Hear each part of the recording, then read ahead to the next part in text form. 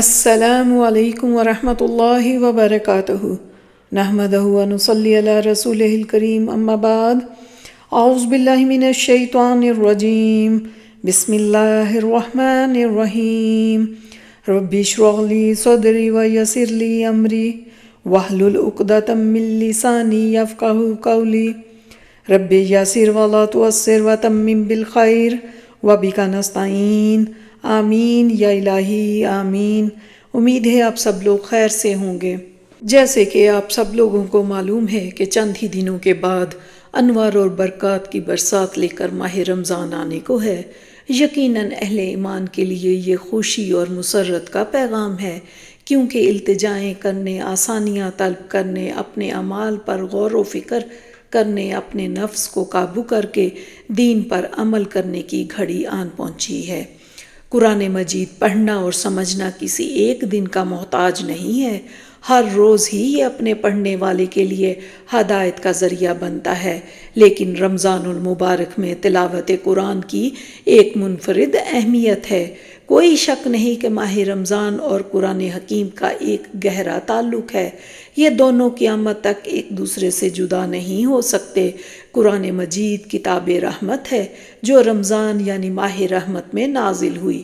سورہ بقرہ میں ارشاد ہوا ہے کہ رمضان وہ مہینہ ہے جس میں قرآن نازل کیا گیا لوگوں کے لیے ہدایت بنا کر اور حق و باطل کے درمیان امتیاز کرنے کی روشن دلیلوں کے ساتھ۔ لہٰذا ماہ رمضان کا تقاضا ہے کہ اس میں کثرت سے قرآن پڑھا اور سنا جائے۔ اسی وجہ سے قرآن مجید کو 30 پاروں میں تقسیم کیا گیا۔ اس لحاظ سے یہ 30 دن میں ختم کیا جا سکتا ہے۔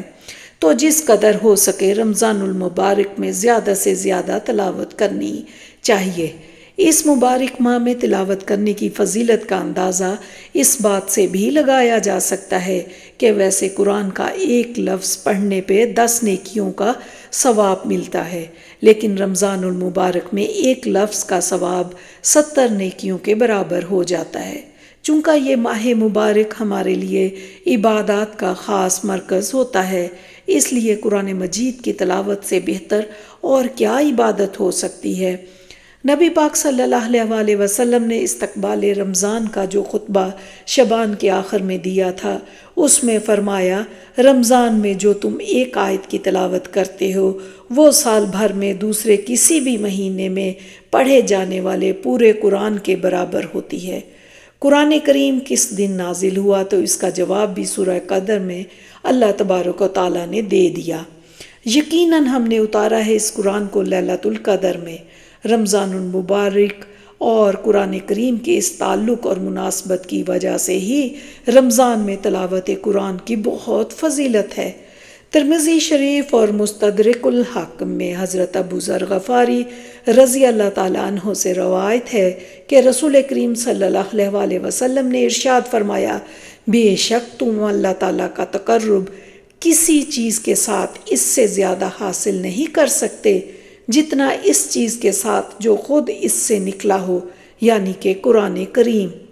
اس کا مطلب یہ ہے کہ حق تعالیٰ کا جتنا تقرب تلاوت قرآن کریم کی وجہ سے حاصل ہوتا ہے وہ کسی اور نیک عمل کے ساتھ انسان کو حاصل نہیں ہوتا، اور بالخصوص رمضان المبارک میں تو تلاوت قرآن کریم حد درجہ افضل ہے۔ اور پھر یہ بھی ارشاد ہوتا ہے کہ لیلۃ القدر 1000 مہینوں سے افضل ہے۔ اگر صرف 1000 مہینہ دیکھا جائے تو تقریباً 80 سال کا عرصہ بنتا ہے، اور انسان کی زندگی لگ بھگ اتنی ہی ہوتی ہے، تو اس کا معنی یہ ہوا کہ اس ایک رات میں تمام زندگی کے گناہوں کی بخشش ہو جاتی ہے، ہر عمل 1000 گنا افضل ہو جاتا ہے۔ تو قرآن مجید کی تلاوت کی کس قدر نعمتیں اور برکتیں اس ایک رات میں حاصل کی جا سکتی ہیں، اس کا اندازہ لگانا بھی مشکل ہے۔ قرآن مجید کی تلاوت اور ترجمہ پڑھنا اور پھر اس پر عمل کرنا ہی اصل ہدایت کا راستہ ہے۔ یہ کتاب برحق ہے، جو اس میں لکھا ہے ہم نے پکڑ لینا ہے، اور جس کام سے روکا گیا ہے اسے ہم نے چھوڑنے کی کوشش کرنی ہے انشاءاللہ۔ جب ہم چاہتے ہیں کہ اللہ سے باتیں کریں تو ہمیں نماز پڑھنی چاہیے، اور جب ہم چاہتے ہیں کہ ہمارا رب ہم سے باتیں کرے تو ہمیں قرآن کی تلاوت کرنی چاہیے۔ کیا ہی خوش بختی کی بات ہو کہ ہم حالت روزہ میں اپنے رب کی گفتگو سنیں اور صحیح معنوں میں اپنے قلب کو پرسکون کریں۔ ارشاد نبوی صلی اللہ علیہ وآلہ وسلم بدائع التفسیر میں ہے کہ جب تم اندھیری رات کی طرح فتنے تم پر آن پڑے، تم چاروں طرف اندھیروں میں گم ہو، تو اس وقت میری کتاب کو پکڑ لینا، کیونکہ قرآن سچا سفارشی ہے، اس کی شفاعت قبول کی جائے گی۔ ابن ماجہ میں حضرت ابو ہریرہ رضی اللہ تعالیٰ عنہ بیان کرتے ہیں کہ نبی کریم صلی اللہ علیہ وآلہ وسلم کے ساتھ حضرت جبرائیل علیہ السلام سال میں ایک دفعہ قرآن کریم کا دور کیا کرتے تھے، لیکن جس سال آپ صلی اللہ علیہ وآلہ وسلم کا وصال مبارک ہوا، اس سال 2 مرتبہ دور کیا، یعنی ایک بار جبرائیل علیہ السلام کو قرآن کی تلاوت کر کے سنایا، دوسری بار ان سے سنا۔ اس طرح رمضان میں 2 بار تلاوت قرآن کو مکمل کیا۔ اس بات میں کوئی شک و شبہ نہیں کہ ہمارے نبی صلی اللہ علیہ وآلہ وسلم نے ماہ رمضان میں تلاوت کو بہت پسند فرمایا ہے۔ جو لوگ خود تلاوت نہ کر سکتے ہوں وہ کسی سے سن لیں تو یہ بھی ایک پسندیدہ عمل ہے۔ کتاب الصلاۃ میں ہے کہ حضرت ابو ہریرہ رضی اللہ تعالیٰ عنہ بیان کرتے ہیں کہ نبی کریم صلی اللہ علیہ وآلہ وسلم حجرہ مبارک سے باہر تشریف لائے تو آپ صلی اللہ علیہ وآلہ وسلم نے دیکھا کہ رمضان المبارک میں لوگ مسجد کے ایک گوشہ میں نماز پڑھ رہے تھے۔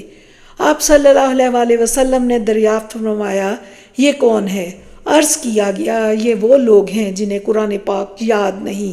حضرت ابی بن کعب نماز پڑھتے ہیں اور یہ لوگ ان کی اقتداء میں نماز پڑھتے ہیں، یعنی کہ وہ نماز میں قرآن کی تلاوت کرتے ہیں، اس طرح یہ لوگ اس تلاوت کو سن لیتے ہیں۔ تو نبی پاک صلی اللہ علیہ وآلہ وسلم نے فرمایا، انہوں نے درست کیا اور کتنا ہی اچھا عمل ہے جو انہوں نے کیا۔ آج کے دور میں تو انٹرنیٹ کی بدولت مزید آسانی سے گھر بیٹھے بھی تلاوت سنی جا سکتی ہے، بلکہ ترجمہ و تفسیر کے ساتھ بھی سنی جا سکتی ہے۔ خصوصاً اس ماہ مبارک میں پڑھا اور سنا جانے والا قرآن تو روز محشر ہماری بخشش کا سامان بنے گا۔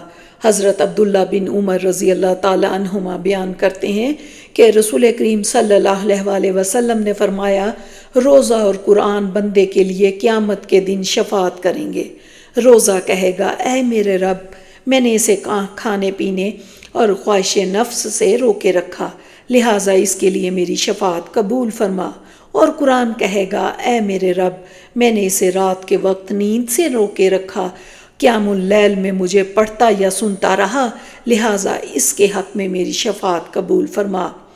رسول کریم صلی اللہ علیہ وآلہ وسلم نے فرمایا، دونوں کی شفاعت قبول کر لی جائے گی۔ صحابہ کرام بھی رمضان المبارک میں قرآن پڑھنے اور سننے کا خاص اہتمام فرماتے۔ حضرت ابو عوانہ سے مروی ہے کہ انہوں نے فرمایا کہ میں حضرت قتادہ رضی اللہ تعالیٰ عنہ کی خدمت میں حاضر ہوا، وہ رمضان المبارک میں لوگوں کو قرآن حکیم کا درس دیتے تھے۔ رمضان المبارک اور قرآن دونوں ہی ہمیں قرب الہی عطا کرتے ہیں۔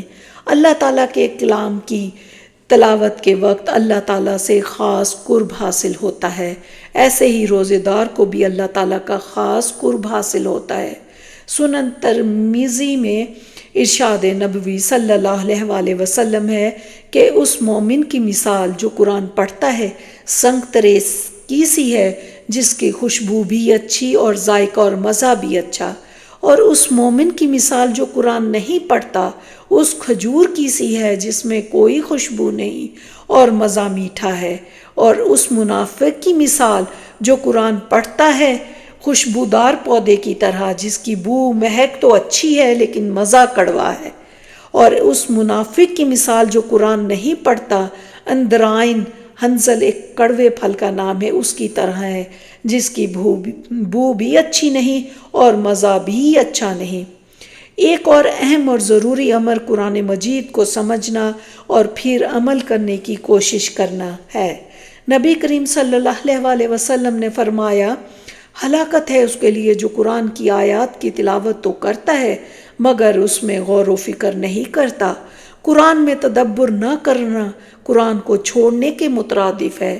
جب حضرت محمد صلی اللہ علیہ وآلہ وسلم پر قرآن مجید کا نزول ہوا تو آپ صلی اللہ علیہ وآلہ وسلم قرآن بہت ٹھہر ٹھہر کر اور غور و تدبر کے ساتھ پڑھتے تھے۔ حضرت حذیفہ صحیح مسلم میں بیان کرتے ہیں کہ وہ ایک رات آپ صلی اللہ علیہ وآلہ وسلم کے ساتھ نماز میں شریک ہوئے۔ وہاں آپ صلی اللہ علیہ وآلہ وسلم قرآن کی تلاوت غور سے فرماتے۔ جب کسی تسبیح کی آیت سے گزر ہوتا تو تسبیح کرتے، اسی طرح کی کسی ایسی آیت سے گزر ہوتا جس میں سوال ہے تو آپ سوال کرتے، یا کسی طاؤس کی جگہ سے گزرتے تو اللہ کی پناہ مانگتے۔ رسول کریم صلی اللہ علیہ وآلہ وسلم قرآن میں غور و تدبر میں اس قدر محو ہو جاتے کہ کبھی کبھی پوری رات ایک ہی آیت کی تلاوت میں گزار دیتے۔ حضرت ابو ذر غفار بیان کرتے ہیں کہ ایک مرتبہ رسول کریم صلی اللہ علیہ وآلہ وسلم نے ایک ہی آیت پڑھتے پڑھتے صبح کر دی۔ وہ آیت سورہ مائدہ کی آیت تُعَذِّبْهُمْ فَإِنَّهُمْ عِبَادُكَ وَإِن تَغْفِرْ لَهُمْ فَإِنَّكَ أَنْتَ الْعَزِيزُ الْحَكِيمُ، اس کا ترجمہ کچھ یوں ہے، اگر تو انہیں عذاب دے تو وہ تیرے ہی بندے ہیں، اور اگر تو انہیں بخش دے تو بے شک تو ہی بڑا غالب حکمت والا ہے۔ فہم قرآن کے سلسلہ میں صحابہ کرام کا بھی یہی معمول تھا۔ وہ بھی معنی اور مفہوم اور تدبر پر خوب غور و فکر فرماتے اور عمل کرتے۔ حضرت عبداللہ بن عباس رضی اللہ تعالیٰ عنہ فرماتے ہیں، ہم میں سے جو کوئی 10 آیات پڑھ لیتا اور وہ اس وقت تک آگے نہیں بڑھتا تھا جب تک کہ وہ ان کے معنی اور مفہوم کو سمجھ نہ لے اور ان پر عمل پیرا نہ ہو۔ آج ہماری ایک غلط فہمی یہ بھی ہے کہ قرآن کو محض عربی میں پڑھنا کافی ہے، تفصیل اور ترجمہ کا کام صرف علماء کرام کا ہے، تو ایسا ہرگز نہیں۔ قرآن ہر ایک کے لیے ہے، جو کوئی اس پر غور و فکر کرتا ہے یہ صرف اسی کے کام آتا ہے۔ مولانا مودودی رحمۃ اللہ علیہ قرآن کو سمجھنے اور اسے اپنی زندگی میں ڈھالنے کے لیے ایک عام فہم مثال بیان کرتے ہیں کہ بتائیے، اگر کوئی شخص بیمار ہو اور علم طب کی کوئی کتاب لے کر پڑھنے بیٹھ جائے اور یہ خیال کرے کہ محض اس کتاب کو پڑھ لینے سے بیماری دور ہو جائے گی، تو آپ اسے کیا کہیں گے؟ کیا آپ نہ کہیں گے کہ بھیجو اسے پاگل خانے میں، اس کا دماغ خراب ہو گیا ہے؟ مگر شافعی مطلق نے جو کتاب آپ کے امراض کا علاج کرنے کے لیے بھیجی ہے اس کے ساتھ آپ کا یہی برتاؤ ہے۔ آپ اس کو پڑھتے ہیں اور یہ خیال کرتے ہیں کہ بس اس کے پڑھ لینے سے ہی تمام امراض دور ہو جائیں گے، اس کی ہدایات پر عمل کرنے کی ضرورت نہیں، نہ ان چیزوں سے پرہیز کی ضرورت ہے جن کو یہ مضر بتا رہی ہے۔ پھر آپ خود اپنے اوپر بھی وہی حکم کیوں نہیں لگاتے جو اس شخص پر لگاتے ہو جو بیماری دور کرنے کے لیے صرف علم طب کی کتاب پڑھ لینے کو کافی سمجھتا ہے؟ مولانا مودودی صاحب نے یہ اپنی کتاب قرآن نہ سمجھنے والوں میں دی ہے۔ آج کے حالات کے متعلق حضرت ابن مسعود رضی اللہ تعالیٰ عنہ نے فرمایا کہ ہم لوگوں پر قرآن کا حفظ کرنا مشکل جبکہ اس پر عمل کرنا آسان ہے، اور ہمارے بعد لوگوں پر قرآن کا حفظ کرنا آسان ہوگا اور اس پر عمل کرنا مشکل ہوگا۔ بالکل، اگر آج ہم اپنے ارد گرد دیکھتے ہیں تو ہر 10ویں بندے نے قرآن پاک کو حفظ کیا ہوا ہے، لیکن عمل ہمیں کتنا نظر آتا ہے یہ ہم سب دیکھ سکتے ہیں۔ اس رمضان المبارک ہم نے تلاوت و تدبر اور قرآن کا خصوصی اور بھرپور انتظام کرنا ہے اور کوشش کرنی ہے کہ جس حد تک ہو اس کے معنی کو سمجھیں پھر عمل کریں۔ قرآن کے بغیر انسان کی روح کو غذا نہیں ملتی، انسان ایک بے جان روح بن جاتا ہے۔ قرآن نور ہے، رحمت اور عافیت ہے، جو اسے تھام لے گا یہ اسے کبھی اکیلا نہیں کرے گا، کبھی بھٹکنے نہیں دے گا۔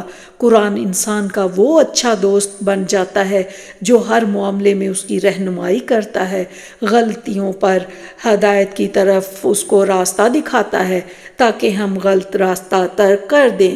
ہمارے ہر سوال کا جواب اسی میں موجود ہے، ہر پریشانی کا حل اسی میں لکھا ہے۔ نہ صرف اس دنیا میں بلکہ اگلے جہان میں بھی یہ اپنے پڑھنے والے کا ساتھ نہیں چھوڑتا، اس کی شفاعت کا ضامن بن جاتا ہے۔ صحیح بخاری اور صحیح مسلم میں ہے کہ حضرت عائشہ سے روایت ہے کہ رسول کریم صلی اللہ علیہ وسلم نے فرمایا کہ قرآن کا ماہر نیک اور معزز فرشتوں کے ساتھ ہوگا، اور جو قرآن کو اٹک اٹک کر پڑھتا ہے، اسے اس کے پڑھنے میں مشقت ہوتی ہے، اس کے لیے 2 اجر ہیں۔ برف کی طرح پگھلتی ہر آن قطرہ قطرہ ختم ہوتی۔ اس زندگی میں یہ بڑا ہی سنہری موقع ہے کہ ہم ہر لمحہ رک کر سوچیں کہ اللہ کی اس کتاب سے ہمارا تعلق کیا ہونا چاہیے اور ہمیں اس سے کیا معاملہ کرنا چاہیے تاکہ یہ اپنے اثرات دکھا سکے، اس کی روشنی دنیا کے گوشے گوشے کو نور سے بھر دے۔ بہرحال قرآن کریم ہر اعتبار سے بہت ہی بابرکت کتاب ہے۔ اسے اللہ تعالیٰ نے سید الاولین اور آخرین، خاتم الانبیاء اور مرسلین حضرت محمد مصطفیٰ صلی اللہ علیہ وسلم پر سید الملائکہ حضرت جبرائیل کے واسطے نازل فرمایا، اور جس شہر میں اس کا نزول ہوا، اس کی ابتدا ہوئی، اسے ام القریٰ یعنی تمام بستیوں کی ماں کہا جاتا ہے، اور جس امت کے لیے اس کا نزول ہوا اسے خیر الامم کا شرف عطا ہے۔ اس کے نزول کے لیے رمضان المبارک جیسے مقدس اور محترم مہینے اور شب قدر جیسی بابرکت اور فضیلت والی رات کا انتخاب فرمایا، تو ماہ رمضان خاص رحمتوں اور برکتوں کے نزول کا مہینہ ہے، جو ہمیں یہ موقع فراہم کرتا ہے کہ ہم اس میں کثیر وقت اس کتاب کے ساتھ گزاریں جس میں دلوں کی شفا ہے۔ اللہ پاک ہم سب لوگوں کو قرآن کو پڑھنے، سمجھنے اور اس پر عمل کرنے کی توفیق دے، آمین۔ ربنا تقبل منا انک انت السمیع العلیم وتب علینا انک انت التواب الرحیم۔ السلام علیکم ورحمۃ اللہ وبرکاتہ۔